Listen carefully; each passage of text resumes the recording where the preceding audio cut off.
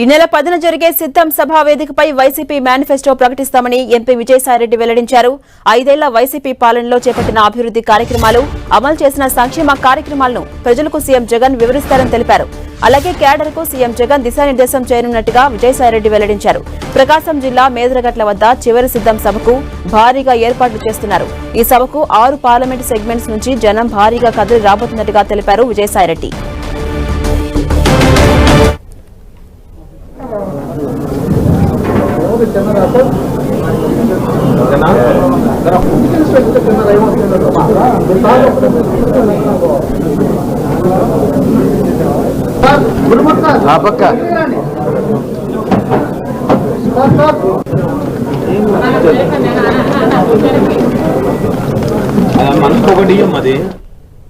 ఈ నెల 10న జరిగే సిద్ధం సభా వేదికపై వైసీపీ మేనిఫెస్టో ప్రకటిస్తుందని ఎంపీ విజయసాయిరెడ్డి చెప్పారు. దీనికి సంబంధించి మరింత సమాచారం మా ప్రతినిధి శంకర్ అందిస్తారు. శంకర్, మేదరమెట్ల వద్ద ఈ నెల 10వ తారీఖున నిర్వహించబోయే 4వ సిద్ధం సభను అత్యంత సక్సెస్ చేసేందుకు అన్ని సన్నద్ధం చేశామని చెప్పేసి విజయసాయిరెడ్డి ఈ రోజు మీడియాకు వివరించి చెప్పారు. ఈ మీడియా సమావేశం కంటే ముందు ఇంటర్నల్ గా ఎమ్మెల్యేలతో పాటు మంత్రులతో, వివిధ ఎంపీలతో, రీజనల్ కోఆర్డినేటర్తో సమావేశం నిర్వహించారు. ఈ సభ సక్సెస్ చేసేందుకు ఎటువంటి చర్యలు తీసుకోవాలి, ఏ విధంగా అనేది మన రూట్ మ్యాప్ ఉండాలనే దిశగా అందరితో చర్చించిన అనంతరం మీడియాతో మాట్లాడడం జరిగింది. అయితే ఈ 5 సంవత్సరాల్లో, ఈ 4 నెలల 10 నెలల్లో ప్రభుత్వం చేసినటువంటి సంక్షేమ పథకాలతో పాటుగా వచ్చే ఎన్నికల్లో మేము ప్రజలకు ఏం చేయబోతామనే ఒక దశాదిశను మేనిఫెస్టోలో రూపొందించి, ఆ మేనిఫెస్టోలో కూడా ఈ వేదిక పైనే ఆ రోజు 10వ తారీఖున సభ పైనే ప్రకటించబోతున్నట్లు కూడా విజయసాయిరెడ్డి ప్రకటించడం జరిగింది.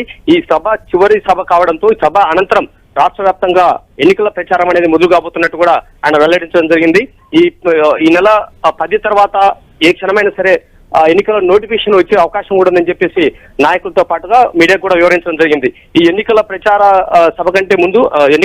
కంటే ముందు సభా వేదికగా వైసీపీ క్యాడర్ కు, రాష్ట్ర వ్యాప్తంగా ఉన్నటువంటి వైసీపీ క్యాడర్ తో పాటు నాయకులకు, మిగతా అన్ని వర్గాలకు కూడా దశాదిశను అనేది నిర్దేశించబోతున్నారు.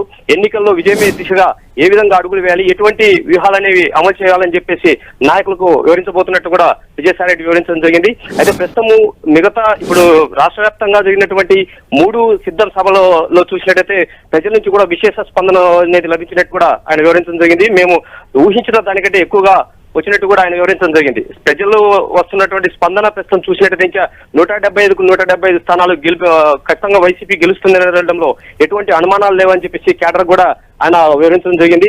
అయితే ఈ ప్రతిష్టాత్మకంగా తీసుకున్న ఈ 4వ సభలో మాత్రం మొత్తం 100 ఎకరాల్లో దీన్ని నిర్వహించబోతున్నట్టు చెప్పారు.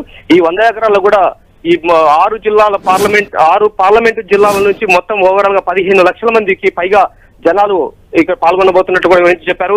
ఈ జనాలకు అనుకూలంగా ఎటువంటి అసౌకర్యాలు ఏర్పడకుండా అన్ని సక్సెస్ చేసే దిశగా అన్ని ఏర్పాటు చేసినట్టు కూడా విజయసాయిరెడ్డి వివరించడం జరిగింది. ఝాన్సీలోని అలాగే శంకర్, మేనిఫెస్టోలో ఏ అంశాలు ఉండే అవకాశం కనిపిస్తోంది? ప్రధానంగా గతంలో చూసినట్టయితే నవరత్నాలు ప్రభుత్వం ప్రకటించడం జరిగింది 2019 ఎన్నికల కంటే ముందు.